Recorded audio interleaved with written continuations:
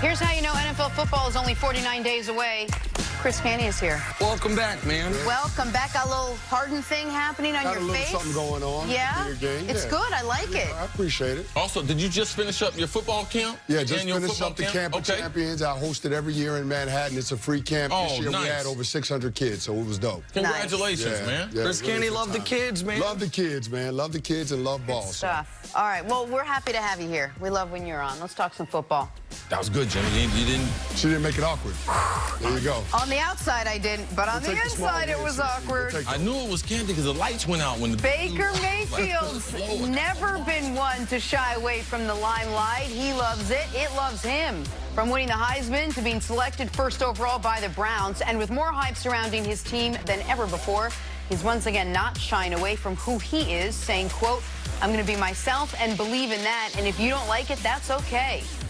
Canty, what do you expect? Colin Cowherd, that's what he said at the end. Yeah, exactly. That's what he said at the end. He got smoke for everybody. Something for him. What are we expecting from Baker Mayfield as he gets ready for year 2? Well, I think we can expect a similar season from Baker Mayfield that we've seen from some of his contemporaries, that being Jared Goff and Carson Wentz. Both of those guys in year 2, double-digit wins for their team, over 60% completion percentage, and, of course, a 3-to-1 touchdown-interception ratio or better. So I think when you look at the skill positions that the Cleveland Browns have, I mean, Jarvis Landry, Odell Beckham Jr., Antonio Callaway, Nick Chubb, David Njoku. I mean, I think it's set for him to have that type of campaign. The only thing that would give me a little bit of trepidation from a personnel standpoint is that offensive line. I like their center guard trio with Joel Bitonio, J.C. Tretter, and Austin Corbett. The tackles, though, you know, Hubbard and Greg Robinson, they leave a little something to be desired. But you do have some continuity with the offensive system that he's going to be running. They kept Freddie Kitchens in-house. They elevated him from offensive coordinator to the head coach.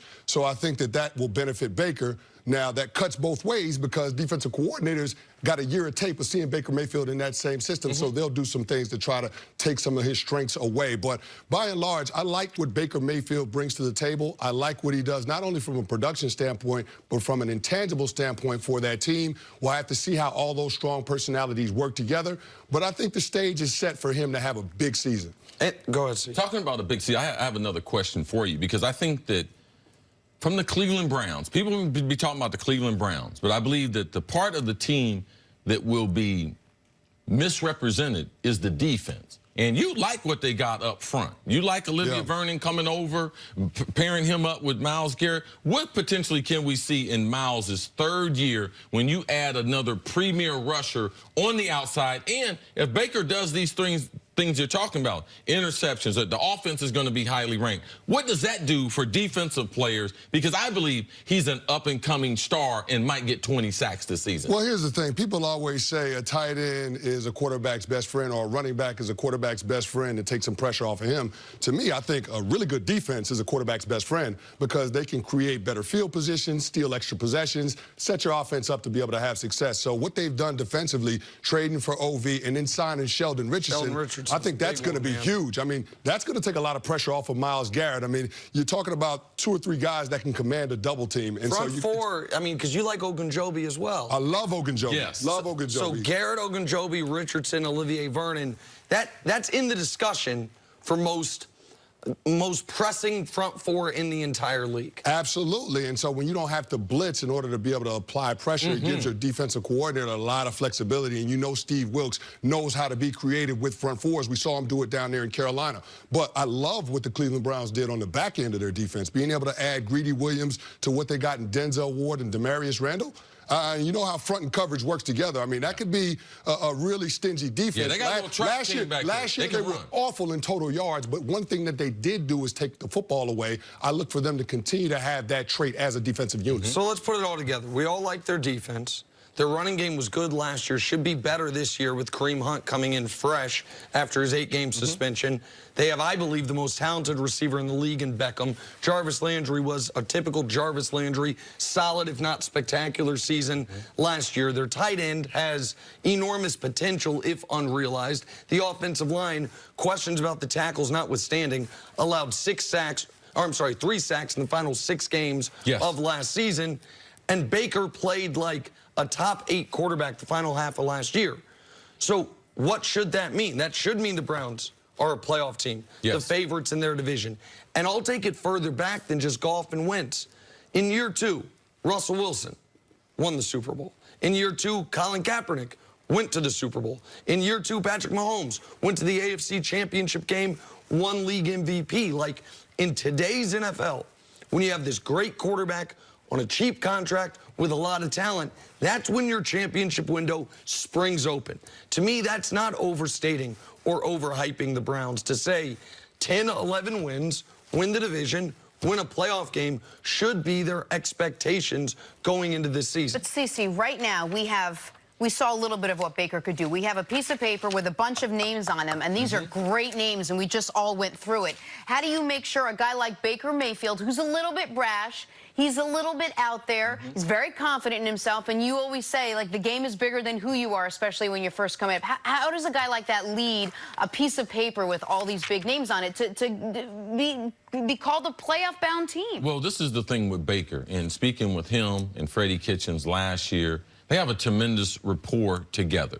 And I think Freddie and the rest of that staff there are going to let him know, you got a good defense. You got a good kicking game. You got a home field advantage. So they'll prioritize things that every game Baker doesn't have to save Cleveland. He's not drafted to save Cleveland every single play because of the talent around him. Baker took advantage of the talent around him at Oklahoma. Man, he spread the ball around. Now, the offensive line, it's important that he gets as comfortable in the pocket as he did in year number 1. You bring up a great point about the offensive line. They trade away right guard Kevin Zeitler. Now, does he hurt?